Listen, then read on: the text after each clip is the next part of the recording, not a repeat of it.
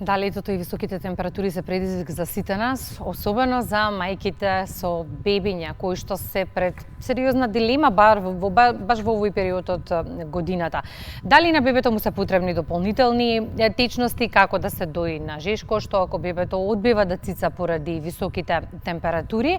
Сите овие прашања на редниве минути во Македонија наутро ги поставуваме на гостинката која што ја имаме тука до мене. Велам добро утро за Јасна Апостолски Николов, советник за доење. Добро утро и добре ни дојдовте. Добро утро, благодарам на поканата. Не можеме да ги прескокнеме и бебињата и мајките кои што навистина се пред сериозен предизвик во овој период на високи температури. Па ајде така и да го започнеме разговорот. Главната дилема на сите семејства со бебиња, односно зборувам за бебињата кои цицаат. Има ли потреба од дополнителни течности покрај мајчиното млеко кога имаме вака високи температури? Да, тоа е главното прашање на бабите.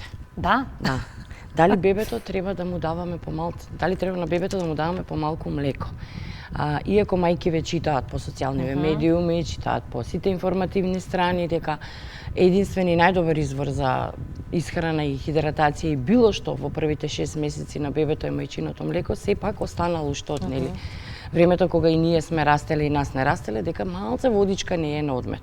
Меѓутоа, мајчиното млеко е еден таков уникатен извор на храна, течност и се што му е потребно на бебето и воопшто не се препорачува било што, било каква течност, дури ни вода во првите 6 месеци од животот. Тогаш да го преформулираме, треба ли да се дои почесто? Точно. Треба да се дои почесто затоа што и самите бебиња бараат почесто. Согласно тоа се менува и составот на млекото. Исто како што се менува и во текот на денот, ноќта кога се болни, здрави и се останато. Бидејќи нивното почесто цицање дава сигнал дека бебето е жедно. И со самото тоа значи веќе согласно и високите температури и целата состојба нели на мајката се менува составот така што во првите млазови доминира повеќе водата, а во останатите млазови доминираат оние хранливи моменти, состојки кои што го хранат бебето. И затоа честото цицање во летните периоди е нормално, меѓутоа тоа секогаш ги става во дилема мајките дали јас немам доволно млеко бидејќи моето бебе цица често или пак цица често затоа што е претопло. Исто како што ние пиеме често вода во овие жешки денови, истото се случува и кај нив. Но кога ние ќе ожиднеме или дехидрираме, си ги препознаваме знаците кога треба да се напиеме течности. Како да се препознае дали детето е доволно хидрирано, односно бебето е доволно хидрирано? Она што мајките можат дома да го следат, тоа е бројот на мокри пелени. Добра. Ако имаме доволно мокри пелени, 5 до 6 во 24 часа, тогаш значи дека бебето доволно се хидрира. Сега они знаат некогаш да ги фати паника бидејќи полесна е пелената, да, имаме мокри пелени 5 до 6, меѓутоа не се толку тешки како што беа претходно, што е исто така нормално, бидејќи оно што го внесува си го користи нели за оно што му треба во организмот и многу малку има за да исфрли. Значи, ако редовно цица, се следи само бројот на мокри пелени, тогаш знаеме дека на бебето му е сосема доволно оно што го внесува преку доењето. Минатата недела гостинка ни беше доктор Драгана Марковска и со неја дискутиравме за тоа како да се организира летниот одмор, па и го поставивме прашањето дали семејствата со бебиња треба да размислуваат за летен одмор, бидејќи тоа е една сериозна дилема. Рече без грижа, летен одмор заслужувате и вие. Сега ајде да ја продолжиме приказната. Како да се организира доењето за време на патување и за време на летен одмор? Исто како што ние се организираме за нашите оброци, истото важи и за бебето. Само што на мајката е полесно, бидејќи нема никаква посебна храна која што треба да ја спрема, него едноставно храната се ја носи со неј. Ако патуваат подолго, сега зависи од препораките на педиатрите согласно возраста на бебето, меѓутоа еве јас она што знам доктор Драгана што ги советува е да застануваат неколку пати во текот на патувањето, нели нормално за да го размрдаат и да го подојат. Мајките си ги дојат и дорека се возат во кола, тоа не е баш добар совет, меѓутоа нели ако заплаче нормално, првата прилика застануваат, али она си го зима бебето за да може да си го надои. Така да ако сакаат додатно одмор, може слободно додатно одмор, нема никакви ограничувања, дури сме имали и мајки што јас сметам дека и биле многу храбри, 2 месеца бебе да одат во Грција и тоа во камп, што ете, сум браво лавле име на храброста. Меѓутоа кога станува збор за бебе кое што е неисхрано со мајчино млеко, е многу полесно да се организираш на одмор отколку кога треба да одиш со бебе кое што е неисхрано со адаптирано млеко. Токму тоа сакав да прашам, многу често родителите на повозрасни дечиња сериозно се подготвуваат за летните одмори, бидејќи имаме промена на клима и промена на храна, а секако секој дете не се прилагодува лесно на различни вкусови. Колку да речеме бебињата кои што се на мајчино млеко се во предност во однос на полесната адаптација на новата средина? Па се во предност бидејќи мајчиното млеко си е мајчино млеко и они постојано се хранат нели со мајчиното млеко. Ако да речеме имаме адаптација на нова средина, ново место, нова клима, самата града не е само место кое што го храни бебето, туку е и место каде што е комфорт зона за детето. И нормално, ако се, да речеме, кој им било жешко папаат, ако се истоштени, долг пат и се останато, значи самото ставање на бебето на града го смирува бебето. Сосема е поинаку кога ја немаме градата, а имаме адаптација на било каква нова средина, дали е градинка, дали е одмор, дали е преселба во нов стан, секоја една промена оние доживуваат на некаков начин. Нормално, меѓутоа градата е таа која што нив ги смирува и им дава сигурноста дека да, мајката е тука и дека тоа е тоа кое што на нив им треба. Што доколку не е секогаш така, односно високите температури и промената на средината ја чувствуваат сите, па дури и бебињата, што доколку одбиваат да цицаат? Во тој случај гледаме да им направиме некои поволни услови, бидејќи самото топло време не само што им прави или жештина и малку вознемиреност на нив, туку им прави и на самите мајки, бидејќи контактот кожа на кожа е тој момент кога станува збор за доењето. И се тука ги советуваме. Може да дојат во лежечка положба, може да дојат во било која положба, меѓу нив да стават една памучна пелена, тетра пелена, муслин пелена, било каква, за да нели тој контакт малце ја ублажи таа топлина или жештина, да се разладуваат, да мајката може било каде да си стави некоја ладна облога, некогаш дури и на бебињата кој е прешешко и се на некоја плажа, па не се во можност да дојат дома.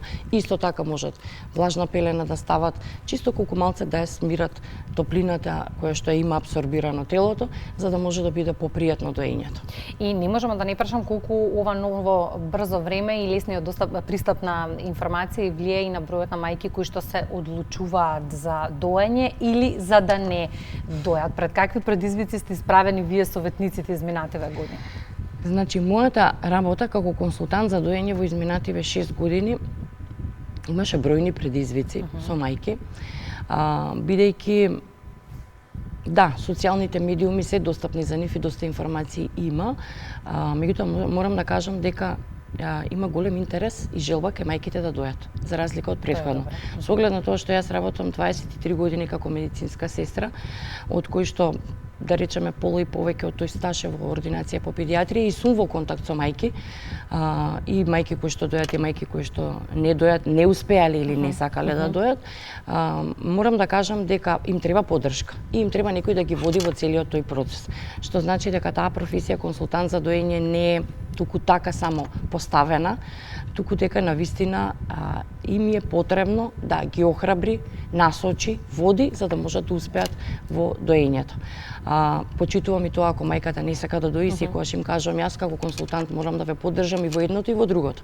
Значи има мајки кои што сакаат да дојат, меѓутоа после породувањето веќе самата нивна психичка состојба ги оттргнува од тој момент што на нас тука ни е многу поважно да е мајката нели психички и ментално здрава, меѓутоа има и некои кои што се одлучуваат да не дојат, па после тоа им е криво, сметајќи дека исхраната со адаптирано млеко е многу полесно од доењето, меѓутоа после за второто дете веќе ме бараат уште од сам почеток. Така, нели?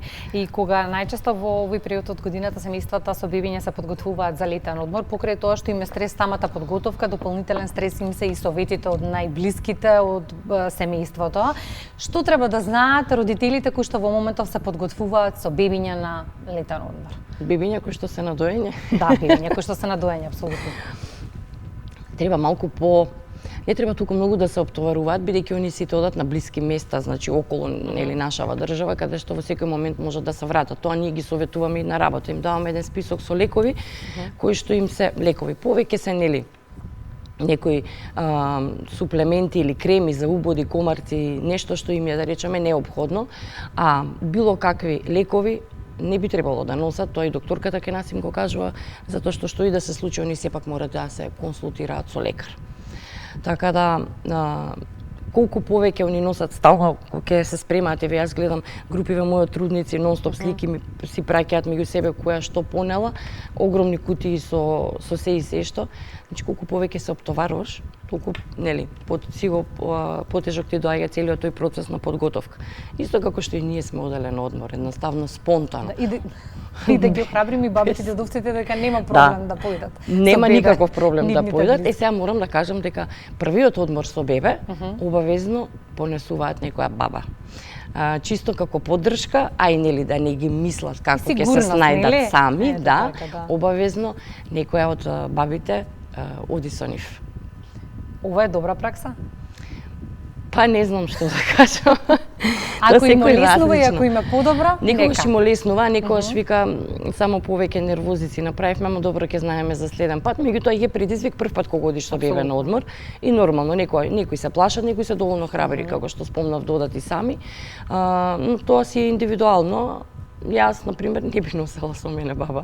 Сум од тие похрабрите. Така и сега некој кој што гледа, па вие сте советник, вие знаете како тоа да го изменаџирате. За нашите деца, ние медицинарите, ништо не знаеме, верувајте. Апсолутно, да. Верувам дека овие совети ќе бидат добре дојдени за сите семејства кои што сте и пред стрес и пред предизвик, дека убаво ќе поминат на летен одмор и ќе се речат во некој сегмент, овој совет кој што го добивме од Јасна и тоа како ни користеше. Благодарам многу за гостувањето во Македонија. Благодарам за поканата.